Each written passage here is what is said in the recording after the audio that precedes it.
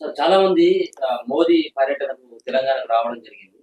So, బీసీల గురించి ఏం మాట్లాడుకుంటూ వెళ్ళిపోయారు. బీసీల మీద మోదీకి ప్రేమ లేదు, బీజేపీకి ప్రేమ లేదు. అందుకోసం అని చెప్పేసి కులగణంలో జనగణనకి సంబంధించినటువంటి అంశాన్ని కూడా చేర్చాలంటూ ఒక డిమాండ్ వినబడతా ఉంది. ఏంటి సార్ అసలు మోదీకి నిజంగా కూడా తెలంగాణ పట్ల తెలంగాణలో అంటే మోడీ స్వయాన బీసీ. మోడీకి తెలంగాణ మీద, బీసీల మీద, బీజేపీకి బీసీల మీద లేదనడం మనం సూర్యుని మీద ఉంచినట్టే. ఎందుకంటే మోడీ బీసీ, బీజేపీ పార్టీ రాజ్యాంగబద్ధమైనటువంటి ముఖ్యమైన పదవులు ఉన్నాయి. ప్రధానమంత్రి, రాష్ట్రపతి, ఉపరాష్ట్రపతి, సుప్రీంకోర్టు చీఫ్ జస్టిస్, అత్యంత ఉన్నతమైన పదవులల్లా ఎవరున్నారు? 76 ఏళ్ల నుంచి స్వతంత్రం వచ్చినప్పటి నుంచి భారతదేశానికి బీసీ ప్రధాని కావాలని అన్ని పార్టీలను, కాంగ్రెస్ పార్టీని, జనతా పార్టీని, జనతాదళం, అన్ని పార్టీలను కొట్టాం. ఏ పార్టీ అయినా బీసీని ప్రధాని చేసిందా? బీజేపీ పార్టీ 3 సార్లు బీసీని ప్రధానమంత్రి చేసింది. కాబట్టి అంతేకాదు, ఉపరాష్ట్రపతి బీసీ, రాష్ట్రపతి ఒక tribal lady, supreme court chief justice మొన్నటిదాకా ఒక దళితుడు. ముఖ్యమైన రాజ్యాంగబద్ధమైన ఉన్నత పదవులన్నీ బీసీ, ఎస్సీ, ఎస్టీలకే బీజేపీ కట్టబెట్టింది.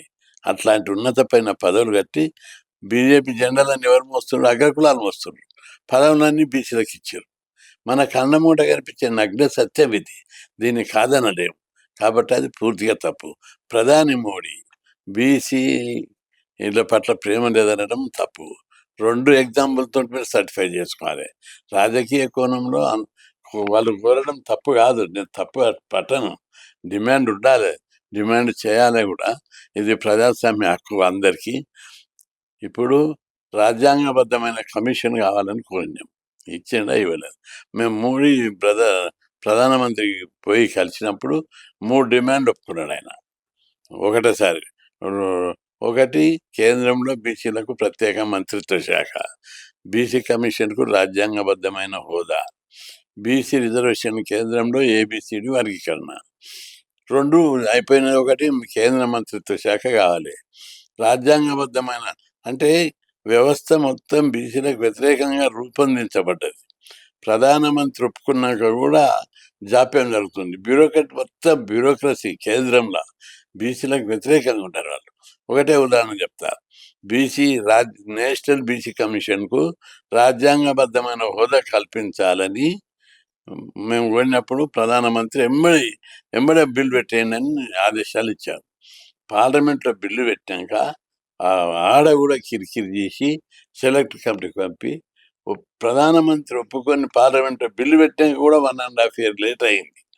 ఎంత బ్యూరోక్రటీ, ఎట్లా దుర్మార్గంగా మనం చూసుకోవాలి. ఒకటి. రెండవది, ఏబిసిడి వర్గీకరణకు ఒప్పుకున్నాడు. జస్టిస్ రోహిణి కమిషన్ అపాయింట్ చేశాడు. ఆ కమిషన్ మొత్తం సిఫార్సులు చేసింది. దాన్ని కేంద్ర ప్రభుత్వం ఒప్పుకుంది, క్యాబినెట్ ఒప్పుకుంది. అమలు అవుతుందా అంటే జనాభా లెక్కలు కిరికిరి ఉంది, రాని జనాభా లెక్కలు అని చెప్పి అది పెండింగ్ పెట్టారు. అంటే ప్రధానమంత్రి ఒప్పుకుంటే కూడా అమలు కావడానికి, అమలు చేయడం లోపల అధికారులంతా, వ్యవస్థ మొత్తం, నేను దేవుడు వరమిచ్చిన పూజారి వరమియ్యనట్టు ఆ విధంగా జరుగుతుంది. ఇక రెండవది, జనాభా లెక్కలు నేను బాగా గట్టిగా డిమాండ్ చేసిన, సుప్రీంకోర్టు కేసు వేసిన. కేంద్రంలో 30 ఏళ్ల నుంచి జనాభా లెక్కల కోసం, కులాల వారి లెక్కల కోసం కొట్లాడుతున్నాం. మోడీ గారు స్వయంగా ఒప్పుకున్నాడు, ప్రకటించాక మొన్న కాలంలో లేదు అని మనోళ్ళు అనడం తప్పు కాదు, నిజంగా లేదు. అయితే మేము మళ్ళీ పార్లమెంట్లో అడిగాం, ప్రధానమంత్రిని అడిగినాం. అప్పుడు హోంమంత్రి గారు ఏం జవాబు చెప్పారు? మొదటి దశలో ఇండ్లను లెక్క పెడుతున్నాం, 2వ దశలో కులాల వారి లెక్కలు తీస్తామని చెప్పి హోంమంత్రి ప్రకటించాడు. ఆ తర్వాత క్యాబినెట్లో కూడా మంత్రులను కలిస్తే, వాళ్ళు క్యాబినెట్లో డిస్కస్ చేస్తే వాళ్ళు ఏం చెప్పారు? ఈ కులాల వారి లెక్కలను మొదటి దశలో ఇండ్లు లెక్క పెడతాం, 2వ దశలో కులాల వారి లెక్కలు పెడతామని చెప్పి స్పష్టంగా చెప్పారు. ఇంత చెప్పినట్టు దీన్ని అందరూ అర్థం చేసుకోవాలి. ఇప్పుడు ఇండ్ల లెక్క జరుగుతుంది. ఇండ్ల లెక్కల బీసీ ఇండ్లు ఉంటాయా అని అడుగుతారా? బీసీల, ఓసీల ఇండ్లు లేని బీసీలు కిరాయి ఇండ్లు ఉన్నారు. ఆ ఇండ్ల లెక్క పెడితే ఏమొస్తుంది? జనాభా లెక్క పెట్టేటప్పుడు కులాల వారి లెక్క లేకపోతే మేము కూడా ఎవరం ఊరుకునేది ఉండదు. ఖచ్చితంగా బీజేపీ పార్టీలో కూడా ప్రజాస్వామ్యం ఉంది. అంత ప్రజాస్వామ్యం ఉన్నప్పటికీ ఈ రోజు ఇంత ఉంది. 42% రిజర్వేషన్. సో మీరేమో చట్టం కావాలి కోర్టులో అది అంటారు. ఏ ఇది ఎవరిచ్చిండు? 42% రేవంత్ రెడ్డి ఇచ్చిండు. అమలు ఎవరు చేయాలి? రేవంత్ రెడ్డి చేయాలి. మేము అధికారంలోకి వస్తే బీసీలకు లోకల్ బాడీలో 42% ఇస్తామని చెప్పి రేవంత్ రెడ్డి గారు గత ఎన్నికల ముందు ప్రకటించారు. ఆయన నమ్మి అందరూ కూడా ఓట్లేసి గెలిపించి అలా కూర్చోబెట్టిండ్రు. సరే యువకుడు వచ్చిండు, ఎన్ని మైనస్ పాయింట్లు ఉన్నా నేను బీసీలకు రేవంత్ రెడ్డిని వ్యతిరేకం చేయదలుచుకోలేదు. ఆయన అనేక వ్యతిరేక చర్యలు ఉన్నాయి. ఇంకా ఆయనను విమర్శిస్తే మరింత రెచ్చిపోయి జాతికి అన్యాయం జరుగుతుంది. నాకు ఇక్కడ జాతికి అన్యాయం జరగద్దు. వ్యక్తిగతంగా గౌరవం ఉన్న జాతికి విషయం లోపల రాజీ పడబోము. అయితే ముఖ్యమంత్రి గారు దీన్ని అప్పుడు ఇచ్చేటప్పుడు ఏ పద్ధతి ప్రకారం చేస్తున్నాడు? రాజ్యాంగంలోని 243 D6 ప్రకారము రాజ్యాంగంలో ఏమని ఉంది? రాష్ట్ర ప్రభుత్వానికే బీసీ రిజర్వేషన్లు ఇచ్చే అధికారం ఉంది. దాని ప్రకారం అసెంబ్లీలో చట్టం పెట్టాడు, జీవో తీశాడు, జీవోలో కూడా మెన్షన్ చేశాడు, ఇచ్చాడు. ఆ తర్వాత అసెంబ్లీలో చట్టం చేశాడు.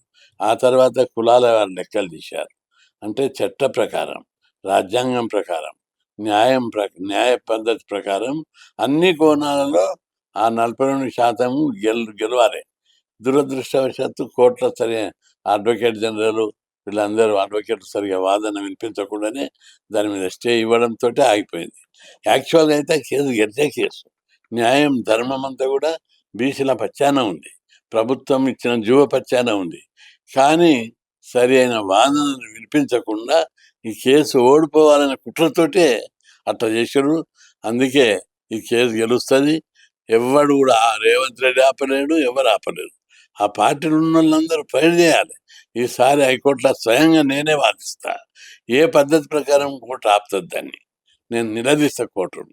కాబట్టి 42% ఎంపీటీసీ జడ్పీటీసీ ఇవ్వాలి. ముఖ్యమంత్రి రిజర్వేషన్లు పెంచడం ఇష్టం లేదు అని చెప్పి ఆ పార్టీలే ఆయన మీద విమర్శలు చేస్తున్నారు. నాకే ఫోన్ చేసి చెప్తారు, అన్న మావానికి ఇష్టం లేదు, నువ్వు జర గట్టిగా అడుగు, దబాయించు, గొడవలు చేయి అని చెప్పి ఫోన్ చేస్తారు.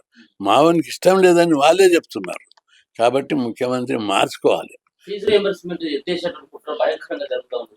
చాలా మంది బీసీ ఎస్సీ ఎస్టీ వాళ్ళే వీళ్ళే చదువుకున్నటువంటి హాస్టల్స్లలో ఆధారపడి ముఖ్యమంత్రి ఈ పథకం ఎత్తివేయాలని నానా రకాల కుట్రలు చేస్తుడు. ఏది దశల వారీగా ఇండైరెక్ట్ గా దీన్ని ఎత్తేయాలని చూస్తుడు. మొట్టమొదట పెండింగ్ డ్యూస్ పెట్టాడు. డ్యూస్ ఎంత ఉండే వచ్చినప్పుడు 3,000 కోట్లు, ఈయన వచ్చినాక 6,000 కోట్లు పెడితే ఇప్పుడు 9,000 10,000 కోట్లు అంటాడు. లేవు, 8,500 కోట్లు ఉంటే 10,000 అని అట్లా ప్రచారం చేసి దొంగగానే కూడా దొంగ అన్నట్టు 10,000 కోట్లు లేవు, 7,000-8,000 కోట్లు. సంవత్సరానికి ఈ పథకానికి 2,500 కోట్లు పడతాయి ఎస్సీ ఎస్టీ బీసీ మైనార్టీలకు.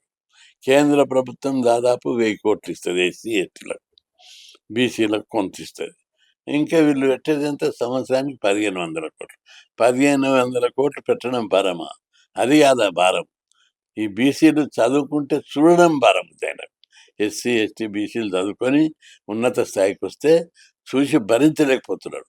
ఒకసారి ముఖ్యమంత్రి స్వయాన ఓ మీటింగ్లో అంటాడు, ప్రతి గ్రామం లోపల ప్రతి ఇంటి లోపల బీసీ ఎస్సీలు చదువుకున్నారు, ప్రజల్లో చైతన్యం వచ్చింది, అగ్రకులాలు తెలివిగా ప్రవర్తించాలి అని అన్నాడు.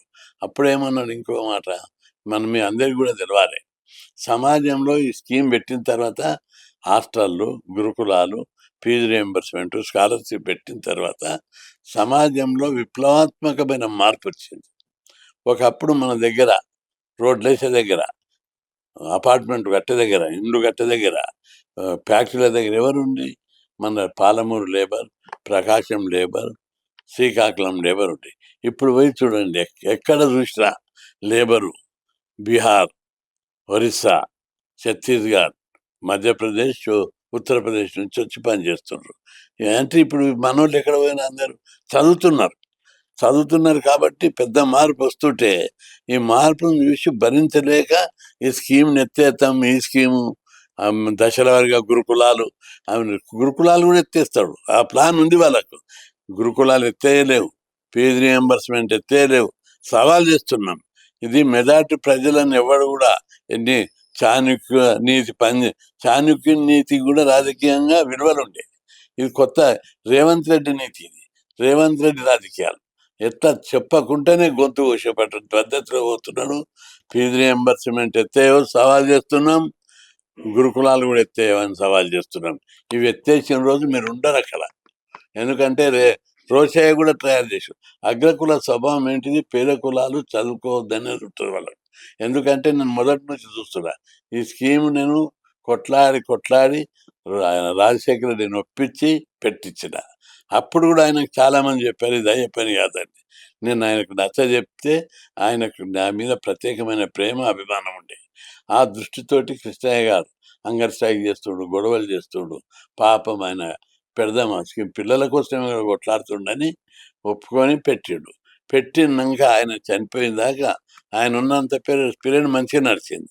చనిపోయిందని రోషయ్య వచ్చాడు. రోషయ్య వచ్చిన తర్వాత అన్ని పక్కకు పెట్టిండు. పరిపాలన పక్కకు పెట్టిండు, అడ్మినిస్ట్రేషన్ పక్కకు పెట్టిండు. ఈ ఫీజు రియంబర్స్మెంట్ పథకాన్ని ఎట్లా రద్దు చేయాలని ప్లాన్ వేసాడు. అప్పుడు నేను 5 రోజులు నిరాహార దీక్ష చేసిన. ఎంబడే దిగి వచ్చాడు. అప్పుడు మళ్ళీ ఆ స్కీమ్ బడ్జెట్ ఇచ్చాడు, బకాయిలు ఇచ్చాడు, కొనసాగిస్తా అని చెప్పి హామీ ఇచ్చి ముందుకు నడిపాడు. ఆ తర్వాత కిరణ్ రెడ్డి వచ్చాడు. ఆయన వచ్చినప్పుడు ముఖం మంచిగా ఉంది కానీ ఈ స్కీమ్ తీసేయాలని చూశాడు. చూస్తే ఆయన మీద కూడా పెద్ద యుద్ధం చేశాం. అప్పుడు ఆయన కొన్ని షరతులతోటి కోతలు పెట్టాడు. కోతలు పెడితే తీసేయమని చెప్పాము. ఆయన ఆ పీరియడ్ ఆయన కూడా ఇది చేతగాక ఇది తీస్తే నువ్వు దిగిపోతావని చెప్పిన ఆయన. కిరణ్ రెడ్డి, నువ్వు ఒకవేళ పీజీల స్కీమ్ జూలికి వస్తే రాజీనామా చేయడానికి సిద్ధంగా ఉండు, లేకపోతే తరిమి వెళ్ళగొడతాం మీకెళ్ళని చెప్పినాం. భయపడ్డాడు సపదాకుడు. ఆ తర్వాత కేసీఆర్ వచ్చాడు. కేసీఆర్ కొద్దిగా అటు ఇటు ఆయనకి ఇష్టం ఉన్నా లేకున్నా కొంత కొట్టించి లాక్కుంటొచ్చాడు 10 ఏళ్ళు. ఇక రేవంత్ రెడ్డి రాకముందే ప్లాన్ వేసుకున్నాడు ఈ స్కీమ్ నేను అధికారంలోకి వచ్చి ఎత్తేయాలని అనుకొని వస్తేనే ఈ స్కీమ్ మీదనే దృష్టి పెట్టాడు. ఈ స్కీమ్ ద్వారా మా రెడ్డిల రాజ్యం పోతుంది, మా పటేళ్ల రాజ్యం పోతుంది అనే కుట్రతోటి ఈ విధంగా చేస్తుండు. ఇది ప్రజలందరూ ప్రతి ఇంట్లో అనుకునే భావన. మేము చదువుకోవద్దా? మేము చదువుకుంటే మీకేం బాధ? మీరు ఎందుకు వరుస్తారు? సంవత్సరానికి రాష్ట్ర ప్రభుత్వం ఇచ్చేది 1500 కోట్లే. ఒకవేళ బకాయిలు ఇచ్చేది ఉంది, బకాయిలు ఇవ్వడానికి అప్పు చేయి. ఇప్పటికే రాష్ట్రం కాంగ్రెస్ అధికారంలోకి వచ్చినాక 3,70,000 కోట్ల అప్పు చేసింది. రోజు అప్పే. ఎక్కడ చూడు రోజు 5,000 కోట్లు 10,000 కోట్లు, నెలకు 10,000 కోట్లు లోన్ తీసుకున్నాక నిధులనే పట్టదు. 10,000 కోట్లు ఆదాయం నెలకు 20,000 కోట్లు ఉంది. ఈ 3.5 ఏళ్ళ 30 నెలలు 32 నెలలు అవుతుంది. ఈ 32 నెలల రాష్ట్ర ఆదాయం 6,70,000 కోట్లు వచ్చింది. ఇదొక 3,60,000 కోట్లు, దాదాపు 10 లక్షల కోట్ల ఆదాయం వస్తే 4,000-5,000 కోట్లు ఇస్తే ఈ స్కీమ్ బయటపడిపోతుంది. అది ఇవ్వడానికి వీళ్ళకి భారం ఎందుకు? ఇంకో 10,000 కోట్లు అప్పు చేయి. ఏం మోసేది నువ్వు మోస్తావా? నీ అన్నదమ్ములు మోస్తారా? మీ కుటుంబం మోస్తుందా? బీసీలే మోస్తారు. మెజారిటీ ప్రజలైనా బీసీలకే ఏ అప్పున్నా. కాబట్టి ముఖ్యమంత్రి గారు మనసు మార్చుకోవాలి. దీన్ని ధార్మిక దృష్టితోటి, రాజనీతి దృష్టితో చూడాలి. వ్యక్తిగతంగా ఈర్ష్య, అసూయ, ద్వేషం, పగ తీర్చుకోవడం కాదు. పాలకుడు ఉన్నత స్థానానికి నువ్వు రీచ్ అయినావు, మంచి పనులు చేసి మంచి పేరు తెచ్చుకో. ఈ స్కీమ్ తీసేస్తే వచ్చేది నీకు చరిత్రలో చాలా చెడ్డ పేరు వస్తుంది. రేపు ఎవడు వచ్చేవాడు మళ్ళీ పెడతాడు. నువ్వు తీసేసిన పుణ్యమేమి ఉంటుంది?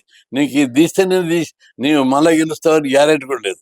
రాజశేఖర్ రెడ్డి 2వసారి గెలవడానికి ఫీజుల రియంబర్స్మెంట్ పథకం చాలా ఉపయోగపడ్డది. రాష్ట్రంలో చర్చ కూడా బీజేపీ పార్టీలో ఉన్నారు కాబట్టి మీ పార్టీకి సంబంధించినటువంటి ఎంపీ బండి సంజయ్ కొడుకు సంబంధించి ఇష్యూ బాగా నడుస్తుంది. అంటే అధికార బలంతో వినియోగించుకొని బండి సంజయ్ కొడుకు మైనర్ బాలిక పైన అత్యాచారం చేసి రేప్ చేసిండు. సో ఈ కేసు నుంచి తప్పించుకునేందుకు బండి సంజయ్ ప్రయత్నం చేస్తా ఉన్నారని వార్త కనబడతారు. ఈ సంబంధించిన విషయాలు బండి సంజయ్ మంచి లీడర్, బీజేపీ పార్టీకి ఒక పెద్ద గొప్ప ఆస్తి. అయినా ఆయన మీద బురద జల్లేటటువంటి కోణంలో కూడా మనం చూడాలి. ఈ రాజకీయ పార్టీలే అదే ప్రజా సమస్యలు 90 ఉన్నాయి. ఫీజు రియంబర్స్‌మెంట్ లేదు. ఉద్యోగాలు లేవు. దాని మీద ఎవ్వడు మాట్లాడడు. బండి సంజయ్‌ది ఏం మాట్లాడాలి? పెద్ద ఇష్యా? జాతీయమా? అంతర్జాతీయ ఇష్యా? చిన్న గొడవ జరగొచ్చు. అది సేమ్ కులమోళ్ళు వాళ్ళంతా. కాబట్టి రెండోది రాజకీయ కోణంలో బండి సంజయ్‌లు అప్రతిష్ట పాల్జేయాలనే కోణం కూడా ఉన్నదక్కడ. కాబట్టి అది పెద్ద విషయం కాదు. దాన్ని పెద్దగా చర్చించవలసిన ప్రజలకు నేనేది మాట్లాడినా ప్రజలకు ఉపయోగపడేది అంటే మాట్లాడతాను. అమ్మాయి 17 సంవత్సరాలు అంటే మైనర్ బాలిక కదా! ఆమెకు మోసం పెళ్లి చేసుకుంటానని చెప్పేసి వాడుకున్నాడనేది అమ్మాయి ఆల్రెడీ ఫిర్యాదు చేసింది. దాని డీటెయిల్స్ కోర్టులున్నాయి ఇప్పుడు. కోర్టు జడ్జిమెంట్ ప్రకారం లేదు. హ్మ్. అంటే అధికార బలంతోటి అంత చేస్తాం. ఆహా! అదేం లేదు. ఆయన అటువంటి మనిషి కాడు. ఆయననే స్వయంగా ఈరోజు స్టేట్మెంట్ ఇచ్చాడు. ఏదున్నా కోర్టు నిర్ణయం ప్రకారం. హ్మ్. అదే నేను కూడా అదే మాట మాట్లాడతాను. కోర్టు ఉన్నది. కోర్టు ఏ జడ్జిమెంట్ ఇస్తే అదే. అంటే ఇదంతా కూడా రాజకీయ పార్టీల కుట్ర అని చెప్పేసి అనుకోవచ్చా? తప్పనిసరి. ఆ! బీజేపీ పార్టీ ఎదుగుతుంది. బీజేపీలో ఉన్న ప్రముఖ నాయకులందరి మీద బురద జల్లాలి. పార్టీని బలహీనపరచాలనే కుట్ర ఉంది అక్కడ. మీ పార్టీలో ఉన్నటువంటి వాళ్ళ కుట్ర అనుకోవచ్చా? లేకపోతే ఆ! బయట అట్లా అదర్ అంటే పా అంటే బండి బీజేపీ సంజయ్‌తో ఇంకా పార్టీలా చాలా మంది సీనియర్‌లు బీజేపీ ఉన్నారనుకుంటా. పార్టీలా వితిన్ ద కుట్రలుండవు. ఆ! నేను చిన్నప్పుడు నుంచే ఇప్పుడిప్పుడు ఈ మధ్య బీసీల కోసం కొట్లాడుతున్నా. మొదటి దశ 10 సంవత్సరాలు. ఆ పార్టీ మాతృ సంస్థ అయిన ఆర్ఎస్ఎస్‌లో పుట్టి పెరిగిన. అక్కడ రాగద్వేషాలు, ఈర్ష్యాసేనులు ఉండవు. హ్మ్. ఒకరికొకరు సర్దుకొని బ్రదర్స్, ఓన్ బ్రదర్స్ లెక్క ఫీల్ అవుతారు వాళ్ళంతా. హ్మ్. కాబట్టి అందులుండయి. బయట పార్టీ వితిన్ ద పార్టీ ఎందుకుంటాయి? ఉండదు.